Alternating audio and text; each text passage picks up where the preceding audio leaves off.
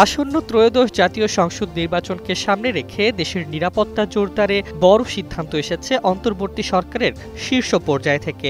আগামী ফেব্রুয়ারির প্রথমার্ধে অনুষ্ঠিতব্য এই নির্বাচনে নিশ্ছিদ্র নিরাপত্তা ও শান্তিপূর্ণ পরিবেশ নিশ্চিত করতে ৯০,০০০ সেনা সদস্য, ২৫০০-এর বেশি নৌবাহিনীর সদস্য এবং ১৫০০ বিমান বাহিনীর সদস্য মাঠে থাকবে। প্রতিটি মাঠ পর্যায়ে মোতায়েন থাকবে ১ কোম্পানি সেনা।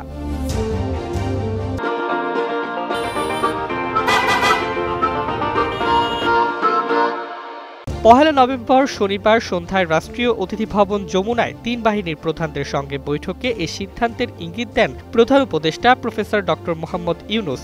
বৈঠকে উপস্থিত ছিলেন সেনাপ্রধান জেনারেল ওয়াকারুজ্জামান, নৌবাহিনী প্রধান অ্যাডমিরাল মোহাম্মদ নাজমুল হাসান, বিমান বাহিনী প্রধান air chief marshal Hasan Mahmud Khan এবং জাতীয় নিরাপত্তা উপদেষ্টা ড খলিলুর রহমান।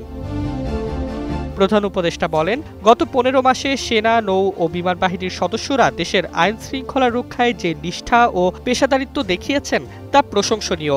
আসন্ন নির্বাচন যেন শান্তিপূর্ণ, উৎসবমুখর ও নিরাপত্তার চাদরে আবৃত থাকে, সে লক্ষ্যে বাহিনীকে প্রস্তুত থাকতে হবে। বৈঠকে ৩ বাহিনীর প্রধানরা নির্বাচনের জন্য সব ধরনের প্রস্তুতির কথা প্রধান উপদেষ্টাকে অবহিত করেন। পাশাপাশি তারা জানান, নিরাপত্তা বাহিনী মাঠে থাকবে নিরপেক্ষ ও দায়িত্বশীল ভূমিকা নিয়ে, যেন ভোটাররা নির্ভয়ে ভোট দিতে পারেন।